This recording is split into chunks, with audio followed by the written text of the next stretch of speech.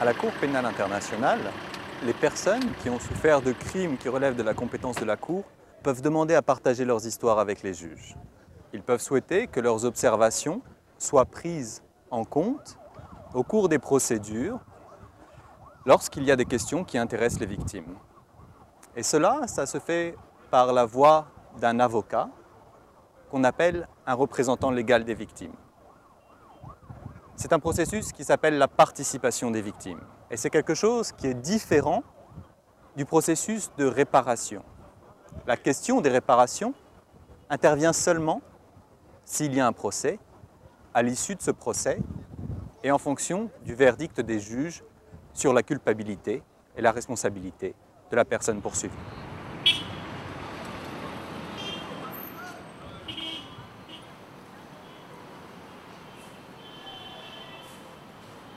Donc la Cour a compétence pour enquêter sur les crimes commis à partir du 19 septembre 2002 sur l'ensemble du territoire de la Côte d'Ivoire. Pour l'affaire Le procureur contre Laurent Gbagbo, le procureur a demandé au juge l'émission d'un mandat d'arrêt le 25 octobre 2011. Les scellés ont été levés le 30 novembre 2011 et c'est donc le jour où il a été transféré et remis à la Cour, le 30 novembre 2011. Quelques jours plus tard, donc le 5 décembre 2012, il y a eu cette audience de comparution initiale dont je vous ai parlé. Et finalement, du 19 au 28 février, donc très récemment, l'audience de confirmation des charges a finalement eu lieu.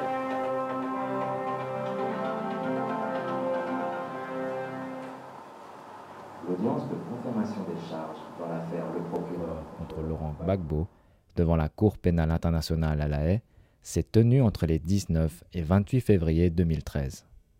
Selon le mandat d'arrêt émis à son encontre, Laurent Gbagbo aurait engagé sa responsabilité pénale individuelle pour 4 chefs de crimes contre l'humanité, meurtres, viols et autres violences sexuelles, actes de persécution et d'autres actes inhumains qui auraient été perpétrés dans le contexte des violences post-électorales survenues sur le territoire de la Côte d'Ivoire entre le 16 décembre 2010 et le 12 avril 2011. Les victimes ont été autorisées à participer à une audience de confirmation des charges. C'est-à-dire qu'elles ont donné leur opinion sur la question de savoir si oui ou non il pouvait y avoir un procès pour Laurent Gbagbo. Il faut désormais attendre la décision des juges sur cette question pour savoir dans le futur si oui ou non on aura un procès et donc si oui ou non les victimes qui ont été aujourd'hui autorisées à participer pourront continuer à participer et si les charges restent les mêmes, ce qui veut dire quelles sont les victimes qui pourront être autorisées à participer. Maître Paulina Massida, conseil principal au bureau du Conseil public pour les victimes, s'est adressé à la Chambre. Les éléments qui nous occupent ont causé des centaines de morts et des blessés, ainsi que des centaines Mais vous me prenez pas, Madame la Présidente, Madame, Monsieur le juge. Que les victimes ne sauraient, je cite, tolérer de tels actes qui manifestement sont un mépris et une insulte à la mémoire de nos morts. Il serait erroné de dire que les victimes n'ont aucune attente. Elles n'en ont que de légitimes, à l'instar de celle de tout individu, à l'égard d'un cours de justice. Après avoir rencontré les victimes et écouté leurs histoires, je reconnais que le droit à la justice est l'une de leurs préoccupations principales. Les audiences sont un peu comme un théâtre. Il y a toujours quelqu'un qui est en train de jouer un rôle. Alors, je pense que là, vous avez peut-être mieux compris qu'est-ce que je voulais dire. Parce que vous avez bien remarqué qu'il y avait d'abord le bureau du procureur qui a présenté son histoire, hein, on va l'appeler comme ça. Après, il y a eu les représentants légaux des victimes qui ont également présenté l'histoire en faveur des victimes. Et puis, il y a eu la défense qui a présenté, vous avez remarqué, une autre histoire. Alors, c'est un peu le jeu de rôle dans cette procédure. Et vous avez aussi remarqué qu'il y avait 3 juges qui sont enfin les personnes qui vont juger si effectivement il y a assez d'éléments de preuve pour mener un procès contre M. Gbagbo. Les juges peuvent décider ou de confirmer les charges, et à ce moment-là, on va au procès pour les charges qui ont été confirmées, c'est-à-dire qu'ils peuvent confirmer toutes les charges ou une partie des charges. On a eu des cas dans d'autres affaires, les deux cas sont arrivés.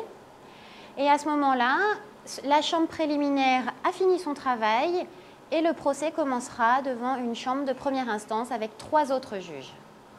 La deuxième possibilité, c'est que les juges estiment que le procureur n'a pas apporté assez d'éléments et ils décident de ne pas confirmer les charges.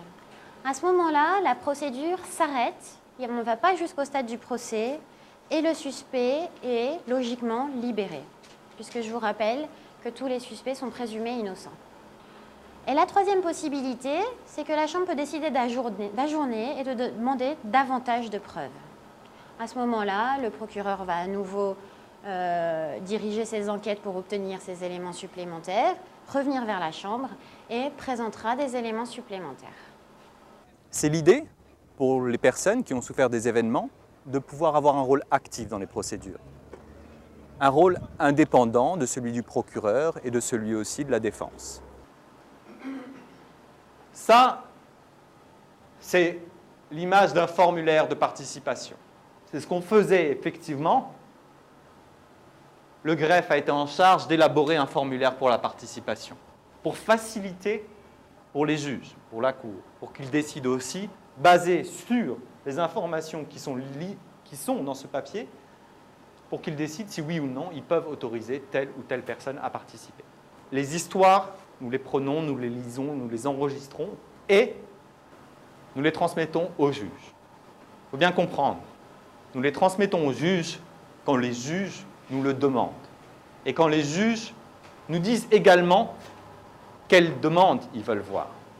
Si une personne est autorisée à participer dans les procédures par les juges, ça ne veut pas dire qu'elle va recevoir de l'argent.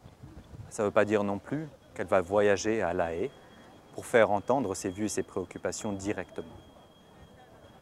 Cela veut dire que leurs voix vont être représentées par un avocat qu'on appelle un représentant légal des victimes. Dans l'affaire, le procureur contre Laurent Gbagbo, les juges ont désigné Paulina Massida du bureau du Conseil public pour les victimes pour représenter les victimes et parler en leur nom.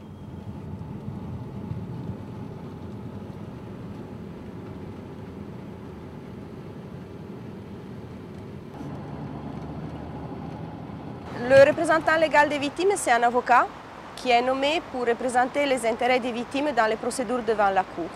Cela signifie que c'est quelqu'un qui présente les vues et préoccupations des victimes pendant tous les stades de la procédure dans une affaire ou quelquefois aussi dans une situation devant la Cour pénale internationale. Quand un avocat est nommé en tant que représentant légal des victimes, la première chose que nous faisons normalement, c'est de lire les demandes de participation des victimes pour comprendre un petit peu quelle est l'histoire des victimes et qu'est-ce qui s'est passé, quels préjudices elles ont subis. Par la suite, normalement, nous établissons un contact avec la victime et nous allons rencontrer la victime de façon individuelle afin que la victime puisse un peu plus nous expliquer son histoire. Et dans ce premier contact avec les victimes, on essaye également d'aller voir les endroits où les crimes ont été commis.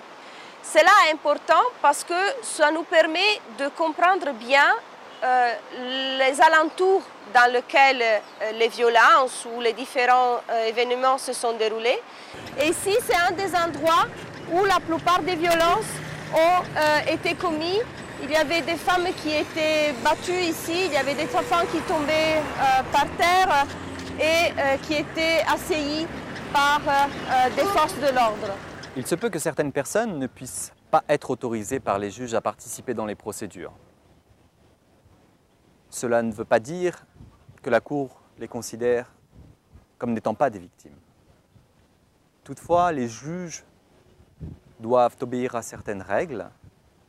Ils ont le devoir d'assurer des procédures équitables pour tous les participants, ce qui leur impose parfois de fixer des délais. Mais également, ils sont liés par les charges et les preuves présentées par le bureau du procureur. Si les charges présentées par le bureau du procureur ne sont pas en lien direct avec l'histoire qu'a connue une victime, alors les juges ne peuvent pas autoriser cette personne à participer dans une procédure.